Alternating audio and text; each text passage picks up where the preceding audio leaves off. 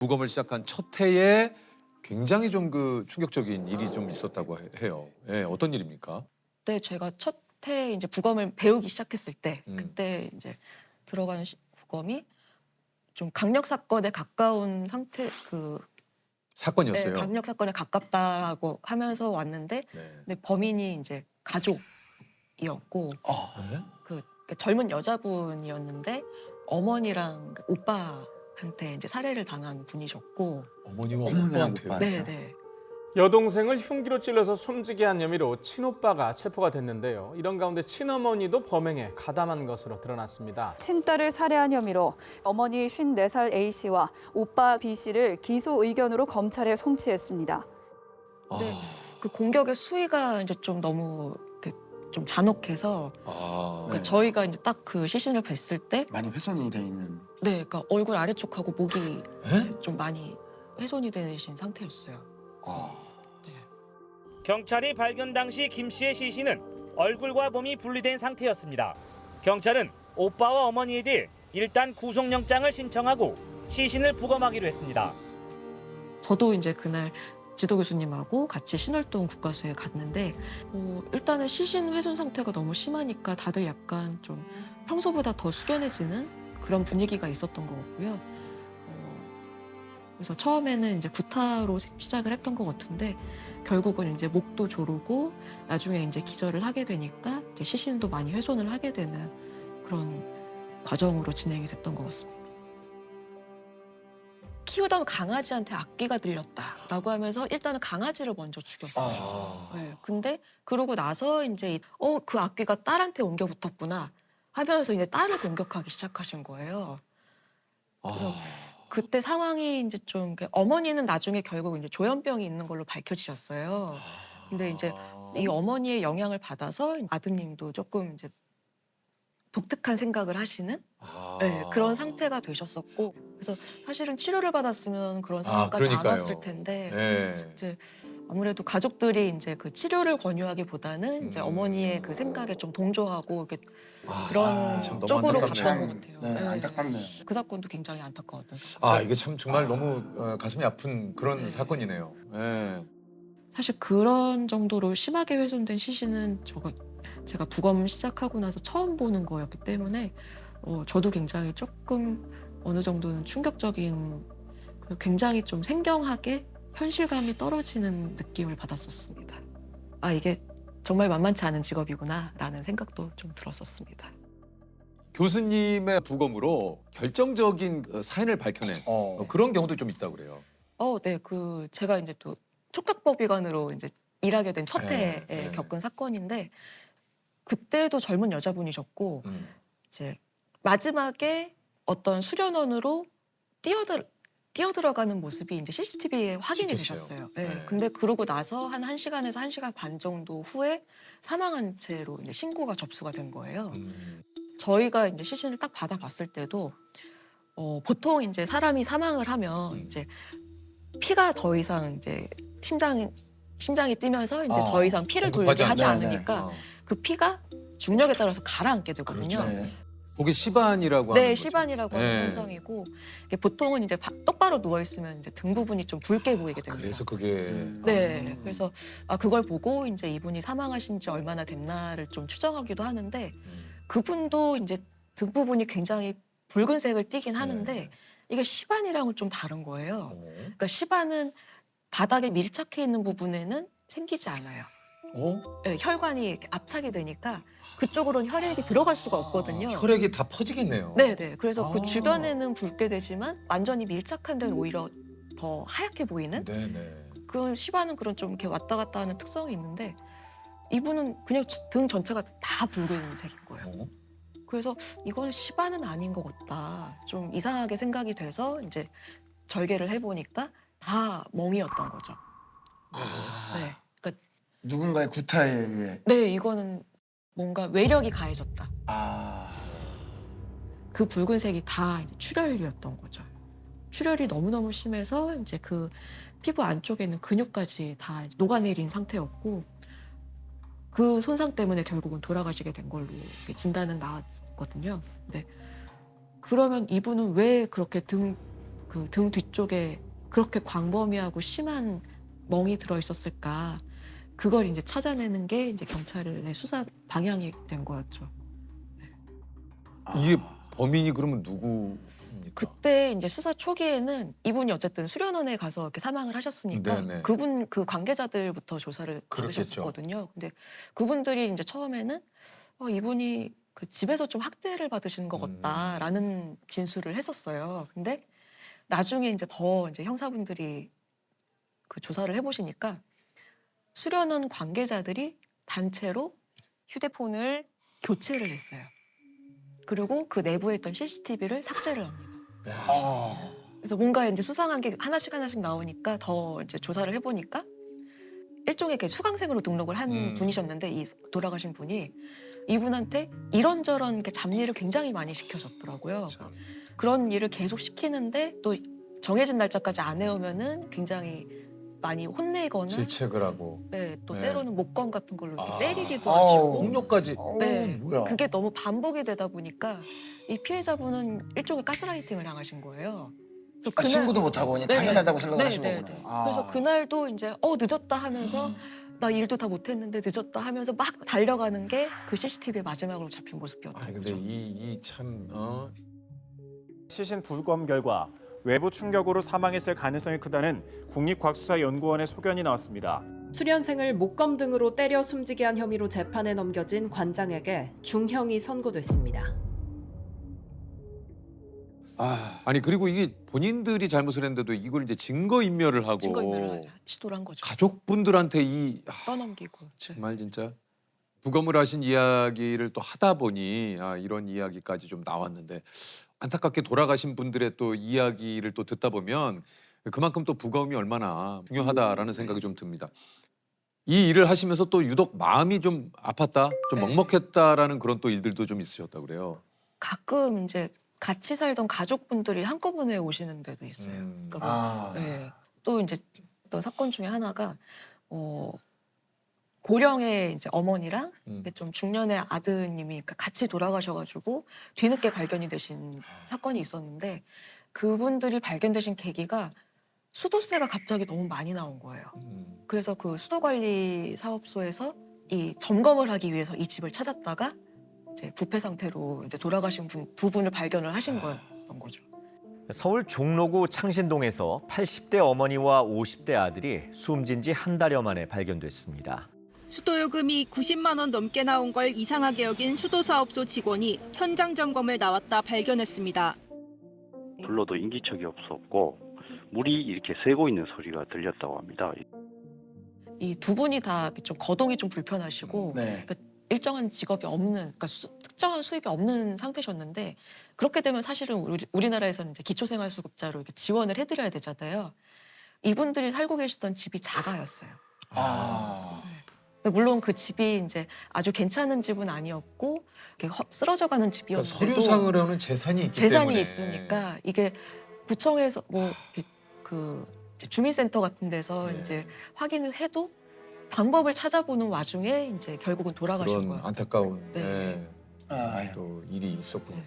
조금 더 안타까웠던 거는 이 두 분이 둘 다 돌아가셨잖아요. 근데 시신 상태로 봤을 때는 이제 아드님이 먼저 돌아가신 것 같았어요. 근데 어머님이 더 거동이 불편하시니까 아드님이 좀 보살폈을 텐데 아드님이 더 먼저 돌아가시니까 어머님은 이제 그냥 거의 좀 마지막에는 뭐 식사도 제대로 못하다가 돌아가시지 않았을까 싶은 상태였는데 그 와중에도 이제 아드님 양말을 신겨놓은 것 같은 정황이 있었거든요. 아이고. 그래서 이게 참 본인도 굉장히 상태가 안 좋으셨을 텐데 그 와중에도 이제 아드님을 걱정하는 그 마음이 느껴져서 더 좀 안타까웠습니다.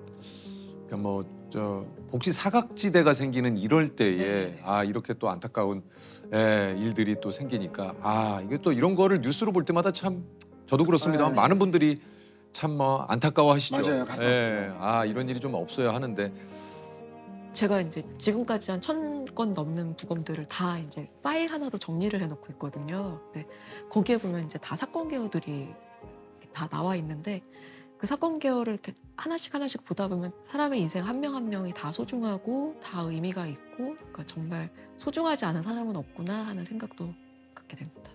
교수님도 이제 이 일을 하고 계시니까 직업병 같은 건 없으세요? 뭐 직업병 뭐 이제 언제 어디서든 저한테도 무슨 일이 생길 수 있다라는 그런 생각을 항상 좀 그렇죠. 네네. 저 오늘 녹화가 끝나고 집에 돌아가는 길에 무슨 일이 생길 수도 있죠. 아 그렇죠. 그 뭐 사실 우리 모두에게나 있을 수 있는. 네, 예.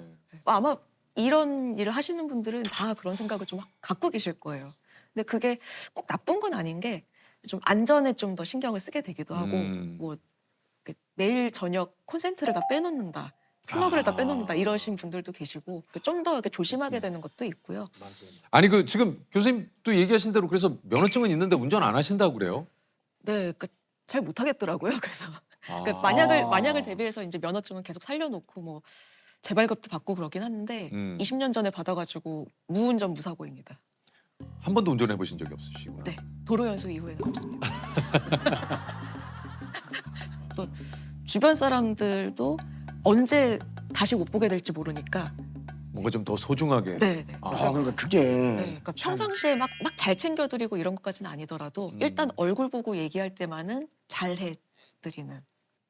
아니 어떻습니까? 지금 얘기하신 대로 좀 교수님이 평소에도 이런 좀 이런 생각으로 나는 일상을 좀 산다 하는데 여기에 좀 우리 많이 좀 동의를 하십니까? 어떻습니까? 굉장히 이제 동의는 하죠. 그리고 사실 굉장히 이제 인생을 감사하면서 사는 건 되게 좋아요. 아 좋죠. 네, 이제 아침에 이제 제가 출근할 때마다 항상 마지막인 것처럼 바라보고 있어서 저를 아 애틋하구나. 이건 뭐야? 매일매일. 직업의 특성에서 오는 교수님이 얘기한 대로 거기에는 부합하는데 또 가는 입장에서는 오싹할 수도 네, 있겠네요. 약간 또 아니 그 좀 어떠세요? 평소에 우리 그 교수님이 좀 자주 하시는 얘기 있습니까? 사람만 돌아와라. 사람만 돌아와라. 근데 이제 그거보다 이제 뭐 평소에 이제 근데 항상 이제 매 순간을 되게 소중히 하자는 얘기를 많이 해요. 그래서 그러니까 남편께서 반대로 좀 자주 하는 얘기 있으세요? 그냥 나한테 왜 그래? 사람만 돌아와라. 나한테 왜 이래? 이게 딱 매칭이 되네요. 어떤 하는 말이. 그죠? 아니 그 사실은 요게 직업병으로 뭐 이제 좀 교수님께 질문을 드렸었지만 지나가다가 그런 이상한 그 어떤 냄새 이런 거에 사실 되게 예민하시다고 그래요. 네. 좀 이렇게 부패 시신에서 나는 냄새는 사실 일상생활을 다르죠. 살면서 맡아볼 수 없는 그러니까. 냄새거든요. 그래서 가끔 그 이렇게 풀숲 같은데 아니면 옆에 이제 좀 조경이 된 곳들이 있잖아요.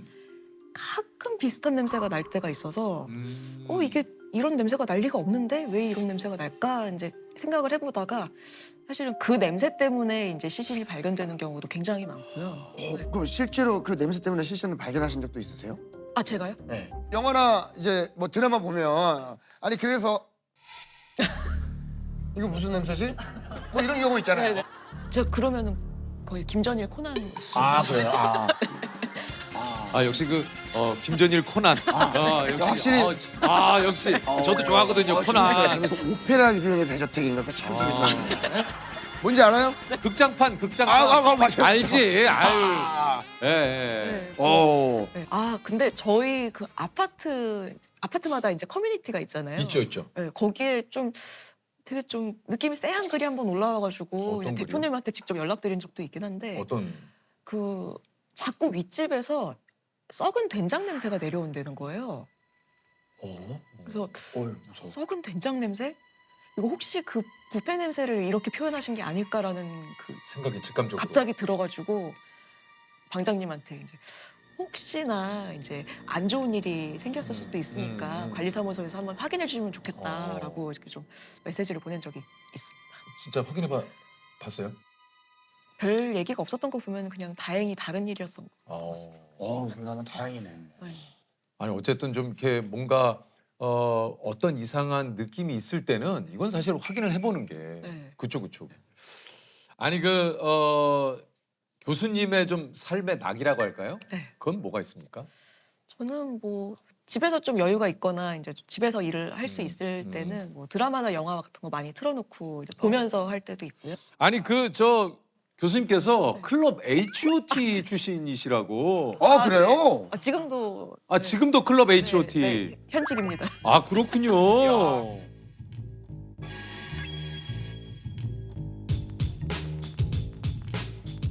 누구의 팬이세요?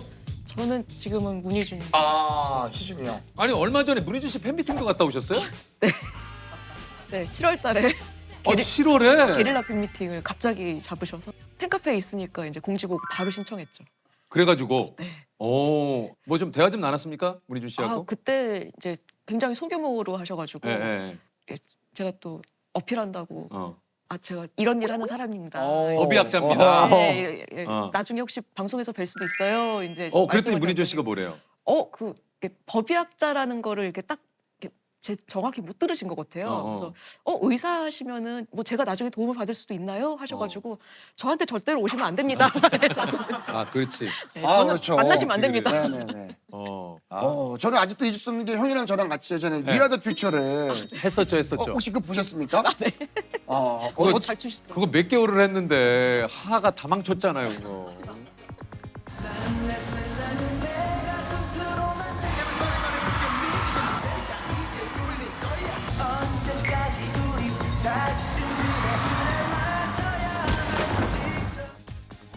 나 진짜 나 또 생각나네 나. 그걸 왜 튀어나간 거야? 아니 왜 그런 거야? 죄송합니다. 아닙니다. 아니 지가 그리고 얘기했어요 리허설 때. 여러분 여기 조심하세요. 여기 잘못하면 빠집니다. 그래갖고 지가 빠져가지고 그 이후로 우리의 2개월은 다 거품처럼 날아갔어요. 거기 객석에 계신 분도 이게 뭔가 처음에는 H.O.T인 줄 알았는데 아니고 하나가 빠지고 막 그러니까 그 나중에는 막 엉망진창됐어. 막. 그때 제가 희준이 형 역할 맡았는데 그때는 지금보다 살이 많이 쪄서 그게 뭐냐고 뭐냐 그랬어요 저한테. 그리고 그거 기억나시죠? 희준 씨가 대기실에서 희준이가 형 저희는 합쳐놓고 형들은 어떻게 되는 거야? 맞아. 기억나요. 아니 왜 우리를 형 우리는 다 모아놓고 그래. 갑자기 죄송합니다. 지금 법의학자 우리 교수님 모셔놓고 갑자기 무한도전 얘기를 하게 되네. 예. 사실 숫자로 따지면 그렇게 많은 분들은 아니잖아요. 네. 예. 이게 좀 그러다 보니까 힘든 점이 좀 있지 않을까 하는 생각도 좀 드는데요. 네, 그러니까 아까도 말씀드렸듯이 이제 부검이라는 게 병원 밖에서 돌아가시거나 해서 이제 사망의 원인이나 상황이 불분명한 분들한테는 당연히 이제 해드려야 되는 이제 국가적인 일종의 서비스거든요. 근데 이거를 아무래도 확대를 하려면 사람이 많이 필요한데 사람이 많지 않다 보니까 무작정 확대할 수 없는 그런 어려움이 좀 있어서 응원을 해주시면 또 그런 부분들이 또 많이 발전이 되지 않을까. 네, 맞습니다. 이렇게 또 뭐 여러 가지 또 방송 활동이나 외부적인 활동이 활발한 게 어떻게 보면 이렇게 또 제자분들이 많이 좀 몰릴 수 있는 관심을 좀 모을 수 있는 사실 또 굉장히 중요한 일인 것 같기도 해요. 그렇죠. 예. 사실 법의학에서 이제 방송 출연을 한다 그러면 무조건 후배를 이렇게 좀 꼬시기 위한 목적이 가장 약간 큽니다. 그런 것도 좀 진심으로. 있는 거죠. 네. 또 보시는 분들도 자연스럽게 법의학에 좀 흥미를 가지게 되고 맞아요. 그러다 보면 또 지원도 하게 되고 그렇죠. 아무래도 좀 더 적극적으로 생각을 하게 되죠. 맞아요. 네. 사실 그 어떻게 보면 법의학이라는 것이 아까도 얘기 드렸습니다만 억울하게 어떤 돌아가신 분들에게는 정말 마지막 희망 같은 거잖아요. 그렇죠. 이런 것 때문에 이제 진짜 사건이 해결되기도 하고 네. 억울함이 풀리기도 하거든요. 예. 그래서 그런 중요한 일을 하시는 오늘 교수님 비롯한 많은 분들에게 저희가 또 응원의 박수를 한번 또 드립니다.